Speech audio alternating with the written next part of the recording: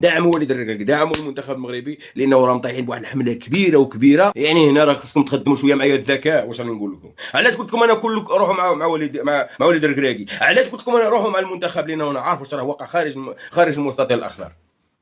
علاش قلت لكم انا حبسوا التشجيع ديال المنتخبات؟ لانه انا عارف واش راه واقع. دعموهم والغير عارف واش يدير، ولا كوبا ديوات في المغرب، وانا نوعدكم بها ان شاء الله باذن الله، والايام بيننا. ندخلوا للفيديو الاول.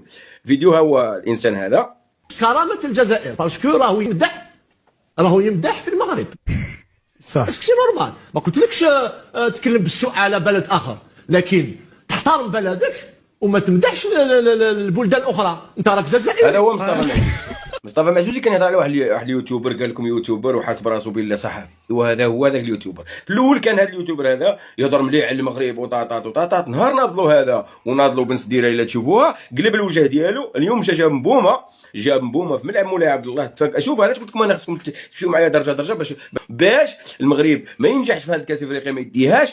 هذا في الاول كان سيدي كان جاي مع المغرب وطاطات، ناضلوا مصطفى معزوزي وبناضلوا كل شيء. نقلب هو غير يوتيوبر. هذا راه ما صحفي ما والو، يوتيوبر انسان، يوتيوبر معروف العام كاع يعرفوه. انا حطيت لكم حتى الاخر ديالو القناه ديالو واش كاتب فيها. يعني يضرب المصداقيه ديال التحكيم في المغرب.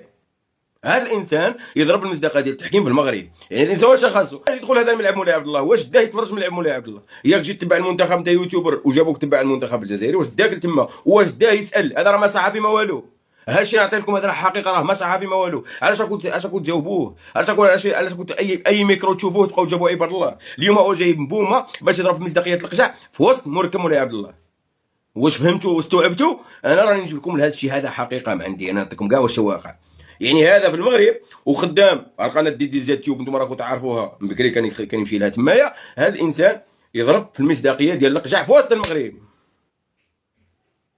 جايب باتريك مبومبا تعرفوا التوجه ديالهم، الكاميرونيين تعرفوا التوجه ديالهم. انت غير يوتيوبر ما عندكش كاع الاعتماد صحفي. هنا راه خاص الناس تكلف بهذا الشيء هذا.